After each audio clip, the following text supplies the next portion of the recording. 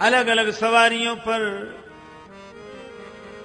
भरत चले चित्रकूट हो रामा, राम को मनाने। भरत चले चित्रकूट हो रामा, राम को मनाने। भरत चले चित्रकूट हो रामा, राम को मनाने।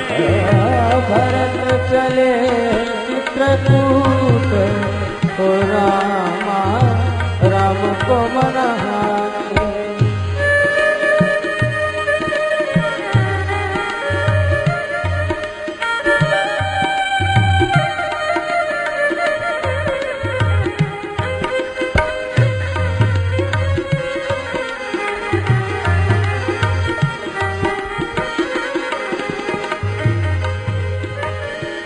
राम को मनाने, राम को, राम मनाने, राम को मनाने। भरत चले चित्रकूट रामा, राम को मनाने। भरत चले चित्रकूट रामा, राम को मनाने। भरत जी के साथ जो लोग चले, कुछ लोग हाथी पर बैठकर जा रहे हैं, कुछ लोग घोड़े पर, कुछ लोग डोली में, कुछ लोग रथ में, कुछ लोग पैदल। इन सबके साधन अलग अलग हैं, लेकिन लक्ष्य एक है। जिसके साथ सभी साधना वाले चल सकें उसका नाम संत है, या जो सबको साथ लेकर चल सके उसका नाम संत है। अरे साधनाएं अलग अलग हो, इससे क्या फर्क पड़ता, लक्ष्य तो एक है। और देखो, रास्ते कभी एक नहीं हो सकते, लक्ष्य कभी दो नहीं हो सकते।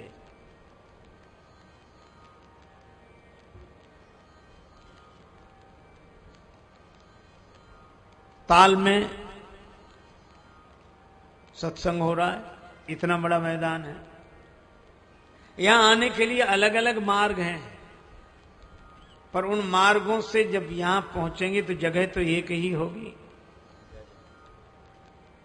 इसी तरह अनेक अनेक मार्ग हों तो उससे कोई अंतर नहीं पड़ता।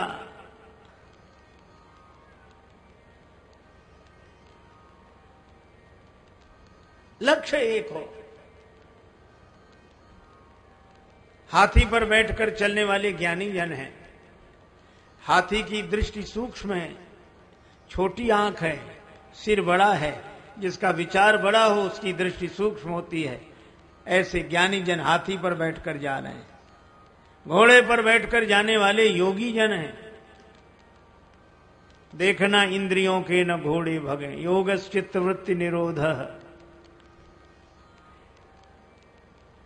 डोली में बैठकर जाने वाले भक्त हैं।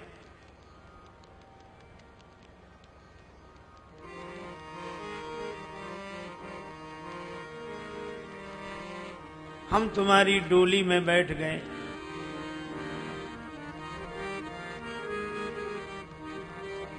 हम तुम्हारी नाव में बैठ गए, पार लगा देना। हम डोली में बैठ गए, हमें पहुंचा देना।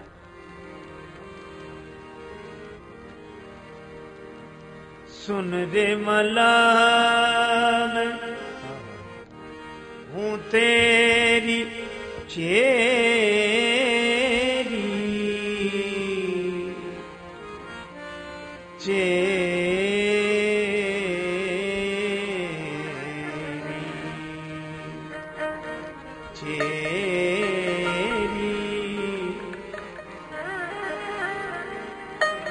हे मेरी नैया नैया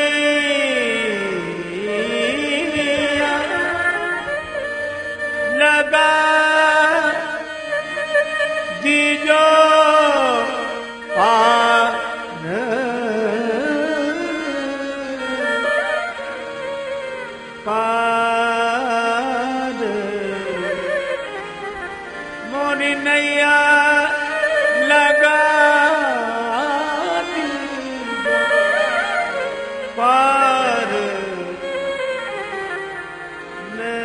नदिया बैरी भरी रे नदिया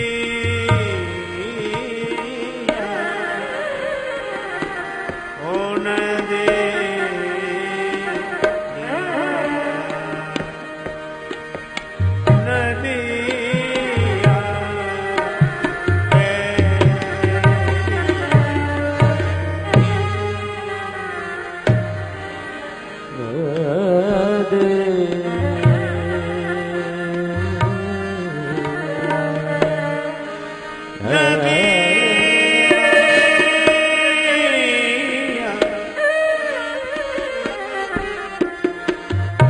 नदिया बैरी भरी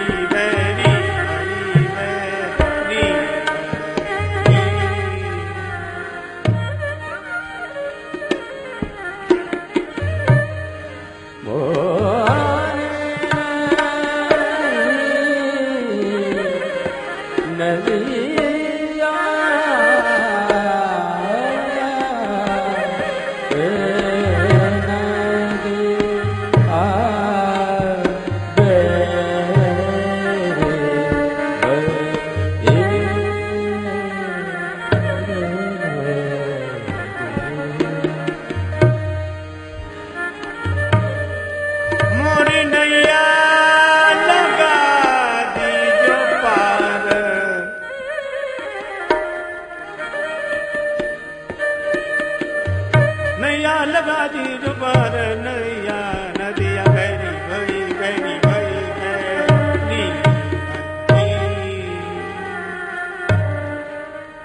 नाव में बैठा जाता है, बस डोली में बैठा जाता है। इसी तरह भगवान के भक्त भगवान की शरणागति की डोली नैया में बैठ जाते हैं। अब पार करना तो उसके हाथ है जो लेकर जा रहा है।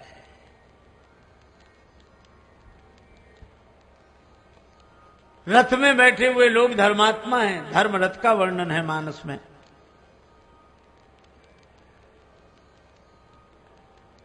अच्छा देखो, सड़क पर आप पैदल चलें तो कितनों को बचाना पड़ता है। स्कूटर, मोटरसाइकिल, तांगा, रिक्शा, इनको बचाओ, फिर अपनी साइड चलो। सामने भी देखो, दाएं बाएं भी देखो, पीछे का भी हॉर्न सुनो। नीचे सड़क पर केले का छिलका ना पड़ा हो, नहीं तो गिरा दे। कितनी जिम्मेवारी।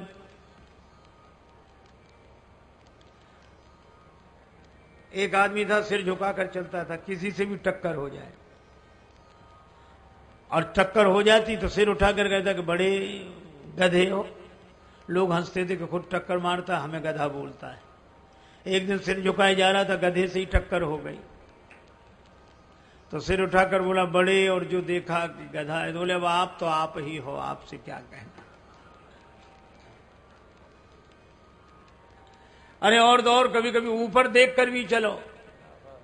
एक आदमी छत पे घूम रहा, पान खाए, नीचे से एक सज्जन निकल रहे थे, उसने बिना नीचे देखे पान की पीक चला दी, बेचारे के सिर पे गिरी। उसने हाथ जोड़कर कहा भाई साहब, नीचे देखकर नहीं थूक सकते थे? तो वो क्या बोले, तुम ऊपर देखकर क्यों नहीं चलते हो? अब बोलो। उसने मन में सोचा कि गनीमत है कि ऊपर देखकर नहीं चल रहे थे, नहीं सिर का स्थान मुंह ही होता। तो कितनी झंझट है, कितनी सावधानी है।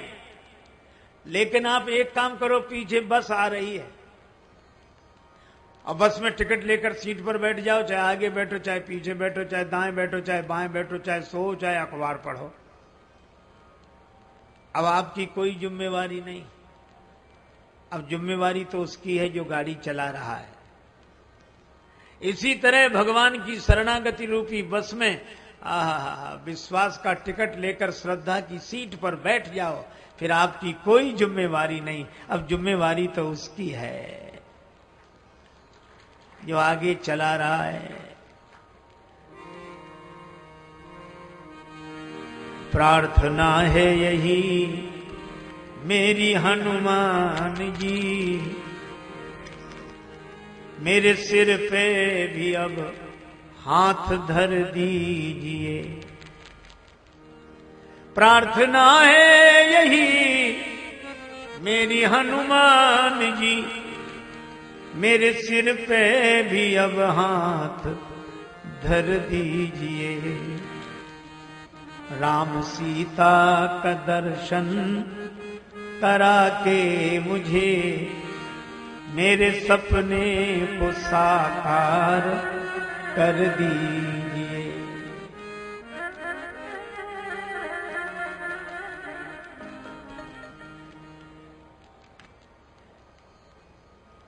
मैं भावुक तो हूं पर नहीं भक्त हूं, इसी कारण तो विषयों में आसक्त हूं। वासना मुक्त कर मेरे मन को प्रभु, राम सीता की भक्ति से भर दीजिए। दुख देते मुझे मेरे ही पाप है, मेरे मन में है क्या जानते आप हैं।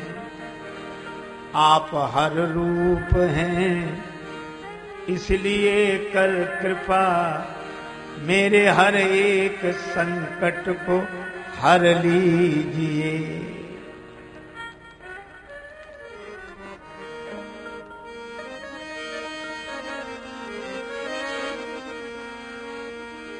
तन निरोगी रहे, धन भी भरपूर हो, मन भजन में रहे, द्वंद्व दुख दूर हो।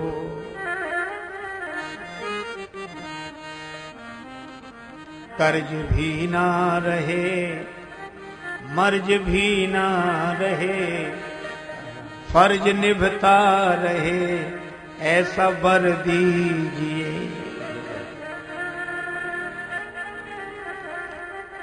मैं शरण भी लऊं तो सिया राम की,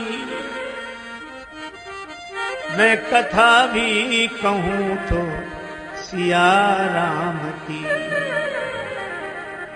सृष्टि राजेश दिखे सिया राममय, दास की दृष्टि में वो असर दीजिए।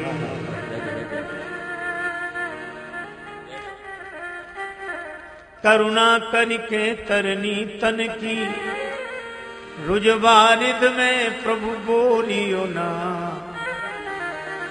मन को प्रतिकूल परिस्थिति के नित दे झटका झकझोरियो ना। अपनों जन जान के राजस को, सुख में दुख में मुख मोरियो ना। तुम्हारे बल को अभिमान हमें, हनुमान गुमान जो टोरियो ना। अब तो जिम्मेवारी उसी की है। मेरी नैया लगा दी जो पार, मेरी नैया लगा दी जो पार, नदिया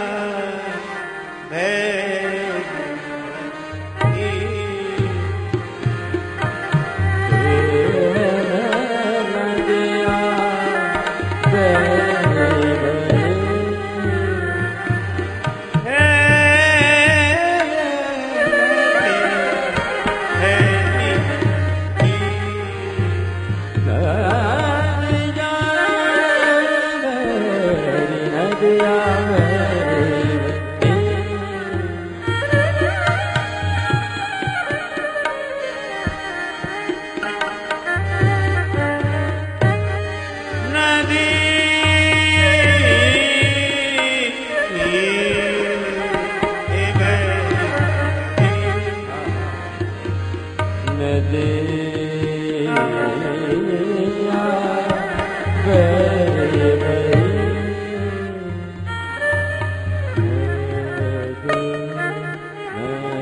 पर बैठकर जाने वाले भक्त, रथ में बैठकर जाने वाले धर्मात्मा, हाथी पर बैठकर जाने वाले ज्ञानी,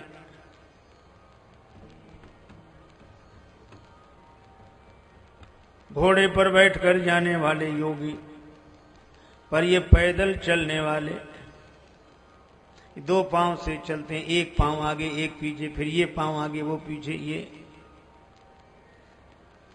मुझे लगता है ये दो पांव से पैदल पैदल चलने वाले, ये दो अक्षर का नाम रटने वाले, राम राम करने वाले ही पैदल चलने वाले हैं।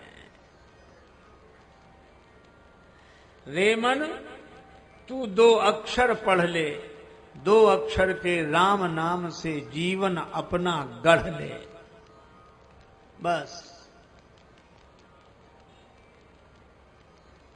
हम कभी किसी बड़े आदमी से कहते हैं कि आप जरा फोन कर दो, हमारा काम बन जाएगा, चिट्ठी लिख दो।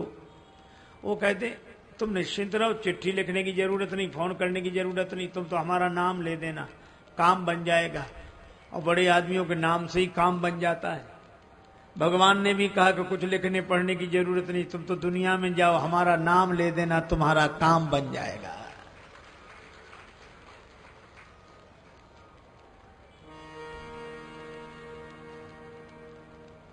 कोई एसी फर्स्ट क्लास में रिजर्वेशन कराते हैं, जिनके पास कुछ कम पैसा है वो एसी 2 टियर में, और उससे भी कम पैसा है तो एसी 3 टियर में, उससे भी कम पैसा तो स्लीपर में, और इतना भी पैसा नहीं तो फिर जनरल कोच। हे भगवान, जनरल कोच तो जबरन कोच है।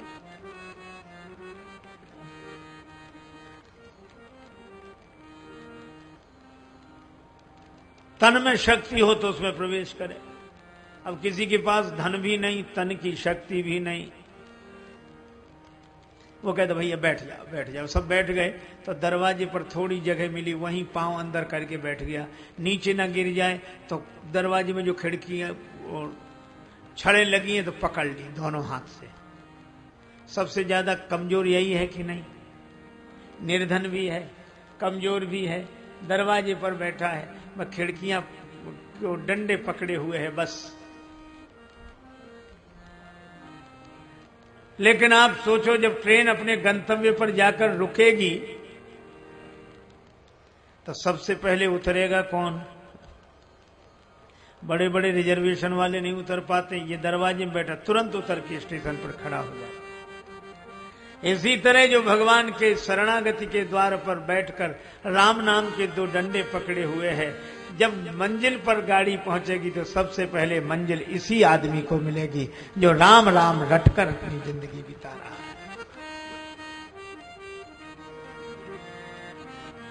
निखाद राज के यहां आए,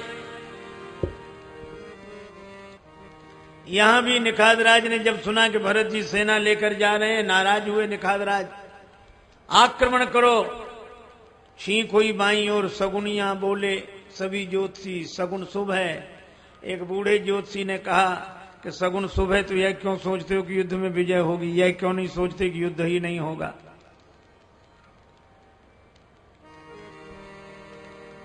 बूढ़ एक कहे सगुन विचारी एक कैसा,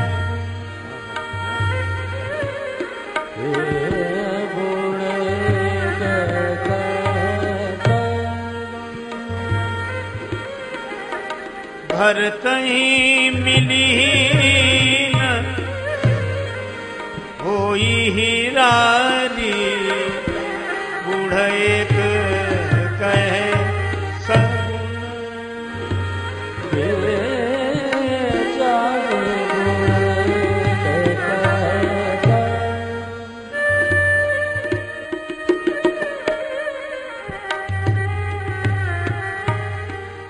सगुन विचारी कह बूढ़ एक कहे,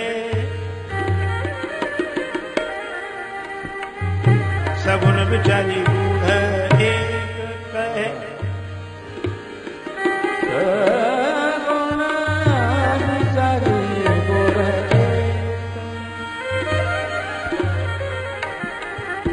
सगुन विचारी बूढ़े बूढ़े बूढ़े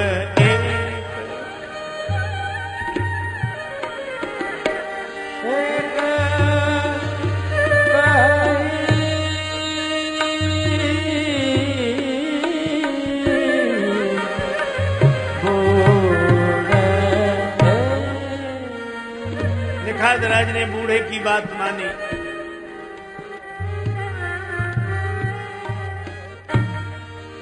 सेना से कहा, सैनिकों तैयार रहो, पर हम मिलने जाएंगे। बैर प्रीत नहीं दुरई दुराए, गए दर्शन किया। वशिष्ठ जी को प्रणाम किया। वशिष्ठ जी ने राम प्रिय जानकर आशीर्वाद दिया। भरत जी ने कहा, गुरुदेव यह कौन? का राम सखा। भरत जी रथ से कूद गए। गुरु जी ने कहा कि अयोध्या राज्य के अंतर्गत ये श्रृंगवेरपुर छोटी सी रियासत, इसके राजा को देखकर अयोध्या का सम्राट रथ से कूद जाए, यह उचित नहीं है।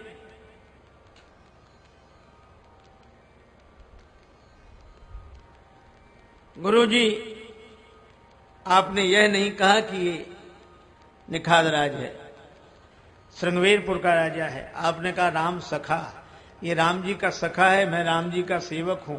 सखा बराबरी का होता है, सेवक छोटा होता है। यह कोई बात हुई कि सखा लकड़ी की तरह धरती पर पड़ा रहे और सेवक रथ पर चढ़ा रहे?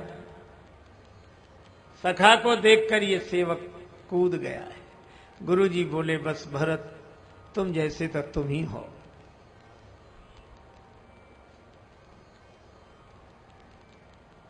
निखादराज को हृदय से लगाया। भरत जी ने ऐसे लगा मनो लखन सन भेंट भई, प्रीति न हृदय समाए। रात्रि को सब सो गए।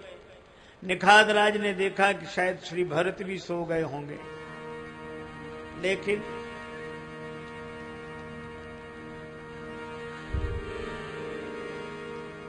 भरत सो नहीं, रो रहे हैं।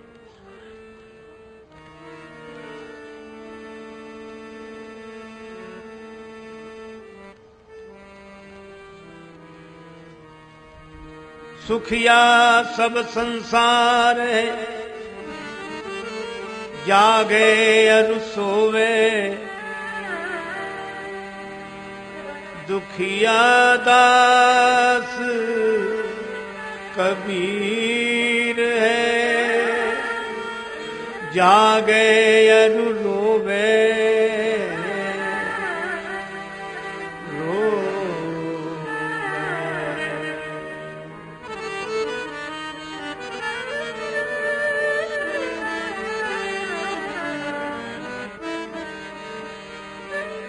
बरसत नैन हमारे निस देन, निस देन।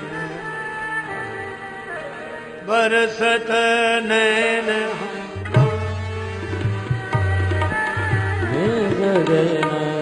बरसत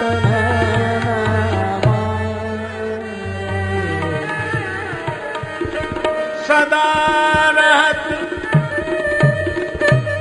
पावस नित हम पे, जब ते श्याम से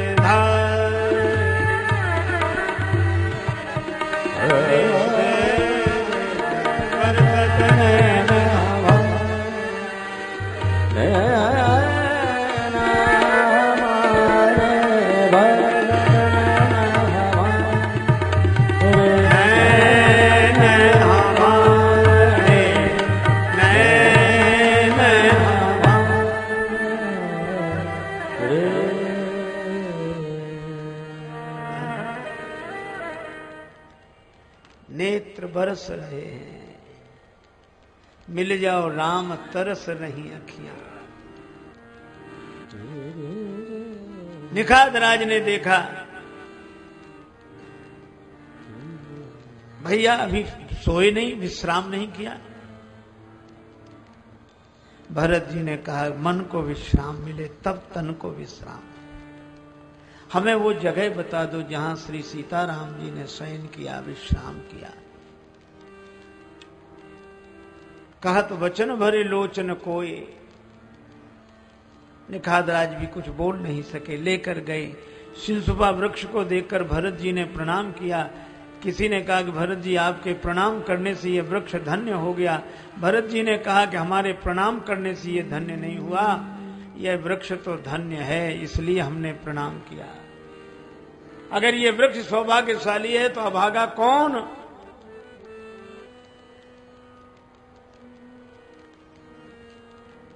मां कौशल्या ने फैसला कर दिया है, बड़भागी बन अवध अभागी। इसलिए वृक्ष भी भाग्यशाली है। जय तरुतर प्रभु बैठे जाई, करही कल्प तरु तासु बड़ाई। मैं प्रणाम करता हूं। सीय साथरी देख। राम भैया के लिए कुछ सैया और जानकी मैया के लिए ये कुछ सैया। आंसू भर आए आंखों में। भरत जी सोचते हैं महाराज जनक ने कहा था कांकरी हूं जो सिया के कबों पग में गड़े तो पतिया लिख दीजो। और ये कुछ सैया जानकी मैया के लिए। मेरा हृदय वज्र से भी अधिक कठोर है, फट क्यों नहीं जाता।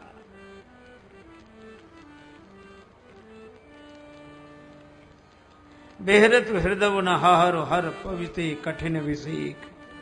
लेकिन तब तक स्वर्ण बिंदु दिखाई पड़े। भरत जी ने स्वर्ण बिंदु माथे पर रख लिए। राखे शीस सीय समलेखे।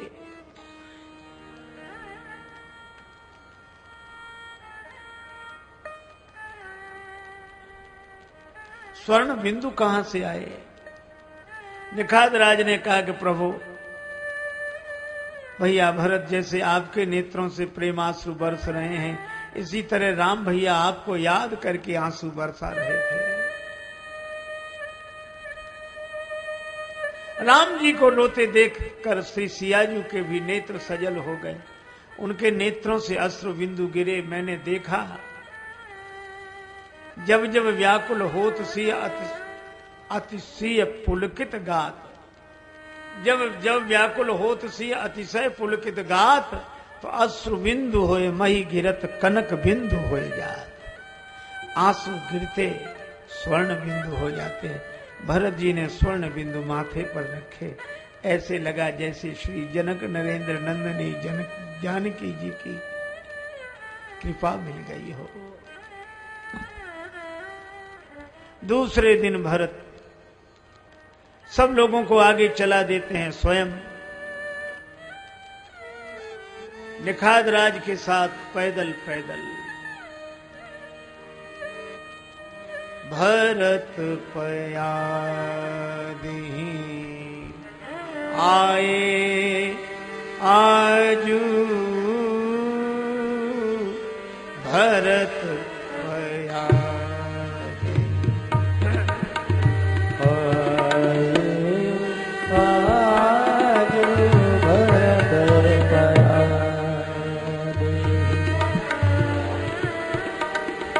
पया दे आए आज भरत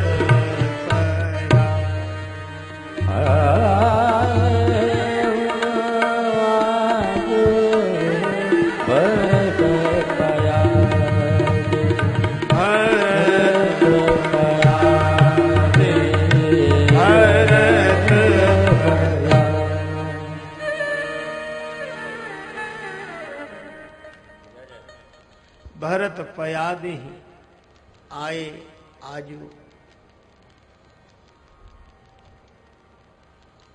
झलका झलकत पायन कैसे पंकज कोस ओस कन जैसे।